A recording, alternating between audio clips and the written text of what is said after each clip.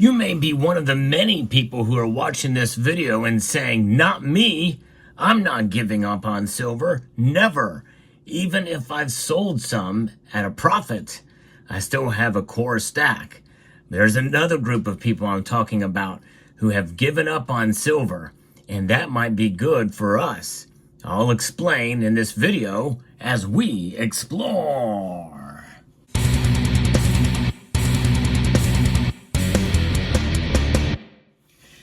There's another group of people that are giving up on silver. We know that a lot of silver has been sold to local coin shops and bullion dealers across the nation over the past 18 months or so. It's been quite a wild ride to see the premiums fall dramatically for physical silver products. A lot of people, once it reached $30 an ounce, they said they were out. They were out. They were either selling all their silver or at least a good portion of it. Although there have been some in this community who have sold some of their silver and holding a core stack. I'm not talking about them. I'm talking about the speculators, the silver speculators. And when we think about speculation, we think about what happened with the Hunt brothers. I did a video about the Hunt brothers recently, and they were the ultimate speculators for sure. They cornered the silver market, a feat that would be pretty much impossible these days. But nonetheless, there are still speculators out there that are giving up right now. And not by much, especially when we consider what has happened in recent times. In fact, there's been a fluctuation of speculators, and more likely some of them will make their way back in. But they're exiting their long positions in the silver futures market. And it should sound like music in the ears of long-term oriented silver stackers like us. This is why it's bullish when speculators are giving up on silver, according to Investor Haven here. And I think that it is a good opportunity to take advantage of the opportunities whenever the markets, take a turn like this. And we see if the price drops, well, that's a good idea to buy. Buy on the dips, you hear that being said. That is only, of course, if you can afford to do so or if it makes sense to you. That's something I will always say that, yes, most everybody understands that kind of thing, but whenever you're buying, you should look for the best deal out there that you can for silver. And I want to just put in front of you Summit Metals as a place to go to check out to see if they have the best price for what you're looking for. They are an up-and-coming bullion dealer, relatively new, but boy, they are making waves for sure with their low prices, great service, and great perks too. They're also starting a website called goldsilverswap.com, and you can sign up there to be a part of a new peer-to-peer network of traders, buyers and sellers of gold and silver. So I hope you would check that out as well. Now, in this case, when we look at the long and short positions, we are frustrated by the shorting of silver. Many people feel that is a manipulative effort to keep the prices down. And if you look at the leading indicators of the silver price analysis methodology, we see that the leading indicator is provided on a weekly basis, that you can see what's happening with the speculators and the futures traders. And a lot of them also were with big organizations as well. And when looking at speculators as one of the different trading groups in the futures market, the picture starts to change a bit. They have specific characteristics. Above all, they are trend followers, not trend setters. I think in a sense, you and I that stack silver in the physical form, we set the trends. People start to stack as more people stack and get the word out there. And then and they say, to actually hold it in the physical form, I think that is trend setting. And when we think about it, outside of the realm of price, it gives you all the more confidence that you're doing the right thing. And by the way, when I talk about price, I'm talking about it in the short and even medium term. We are going to see dips in the silver market for sure. Yes, I made it very profoundly clear that I'm bullish for silver this year overall, but we are going to see our dips along the way. And we may see it because of what I'm talking about here. When looking at speculators as one of the different things in the futures market, we can see that the group is called the managed money portion of these speculators. There's nothing wrong with trend followers. Many traders also follow the trend, but futures, the silver futures market is that it tends to shake out the speculators.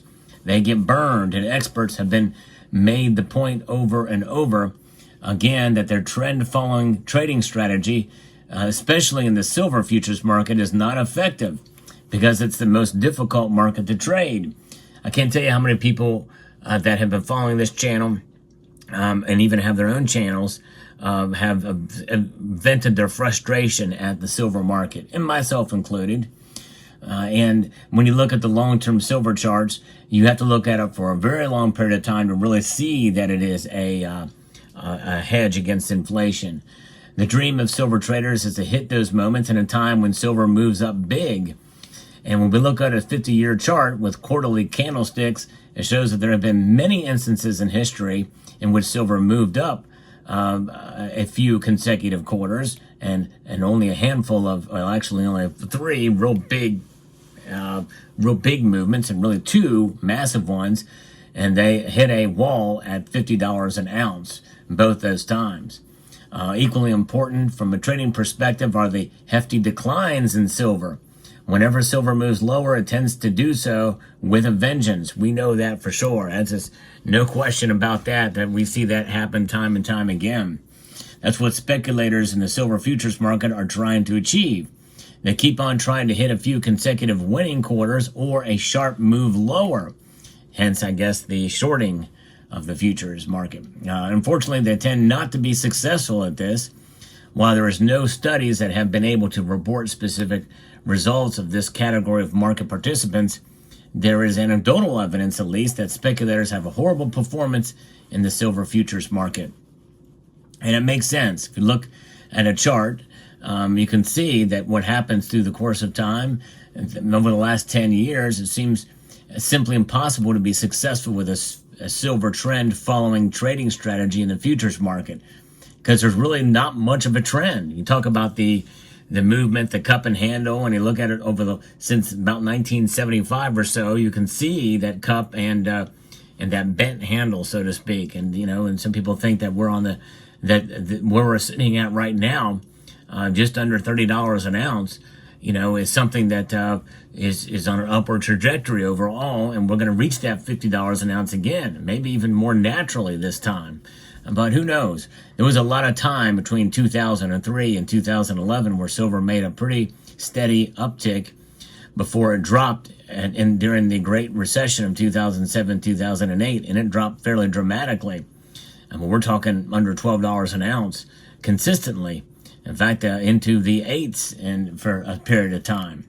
But when we look at the current trend as it relates to the positioning of speculators in the silver's future market, they really are frustrated, and you see that over the course of time, especially over the last 5 years, there's been a wild movement based off of the Commitment of Traders report of how many have been moving in, and you can see that they have fallen off multiple times, like a wild, much more dramatic of a low and high, and gesticulation of the movement of those amount of that are there. Right now, we're basically at the halfway point on the way down. A fairly sharp spike, but remember, we didn't see this big of a spike really since about I would say probably even more dramatically it occurred in about April of 2022 through about May or early June. It was a very dramatic sell-off, and we could see when that occurs that the price does dip, and that dip in price is good for us, that's for sure. And so we could see that happen again. But even though a dramatic sell-off or exiting of the positions of the long for these traders does not necessarily constitute a massive drop in the price of silver. It just pulls on it. It pulls on it, and it has some effect, but not as dramatic as you may think. And so that's why this Commitment of Traders report and exiting of some of these speculators is going to moderate silver's move to the upside. In other words, it'll give us an opportunity to buy. It won't discourage us so much with massive drops in silver's price. I say that the day after we had a pretty big drop in silver's price. Over 2% is a pretty big drop in one day. What the price will be by the time you watch this video, who knows? It could drop another 2% or maybe even more. But I think there is going to be a bottom somewhere, and I've mentioned some of those bottoms before. But there are several members of the community who have said they think $26 an ounce of silver is going to be coming back again. $26.50 is a very strong resistance point. I kind of doubt that's going to happen, but I don't rule it out before we see it move back up again.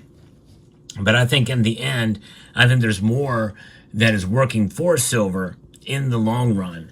And I'll get into that in a moment. Speculators have entirely given up on trying to hit a big trade or a profit or return on either side of the silver futures market. Because since silver has been unusually choppy since about April of 2024, it has seen steep rises and declines since then. I've documented those on this channel. There's not been a real trend in the silver price, certainly not for traders that hold highly leveraged positions. So the speculators are giving up, and smart money is taking notice. And smart money is onto something big in silver, the authors of this piece believe. They are accumulating it. Even on the recent soft silver price rise, which admittedly was very soft, speculators have been exiting their long positions. While not on a trend, it's a sign that something is brewing. We don't know exactly what. I think some of it in the medium term is related to maybe some tariff talk.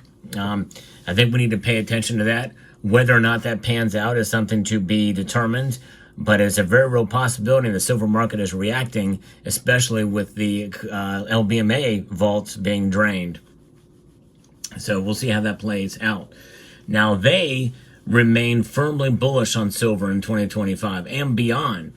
Whenever the pressure is off, which is the yields and the dollar stabilizing or declining, they see a strong price action in silver and gold. And I am moderately bullish on silver's price in my silver price prediction video, which posted. I think $36 silver will be coming in 2025. Will that happen? I don't know.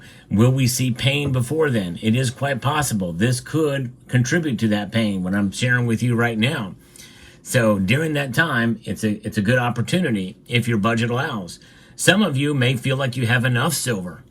And, I'm just done. I've got what I've got. I'm going to hold on to it. And that's just it. I want to encourage you to hold on to the silver that you have if you don't intend to buy any more. I think holding is incredibly valuable. I think in a sense, that is probably the best advice I can give you this year is to hold on to your silver. I mean, there are obvious exceptions to that. I've talked about those before. But I do definitely believe that silver is a metal that we are going to see give us some returns in due course. What does a return mean on silver? That it's going to preserve your wealth. It's going to protect you against the declination, the drop in value of the dollar. So there you have it. Let me know what your thoughts are in the comment section below. I'd like to extend a multitude of gratitude to each and every one of you for taking the time to watch, and encourage you to please rate, share, comment, and subscribe.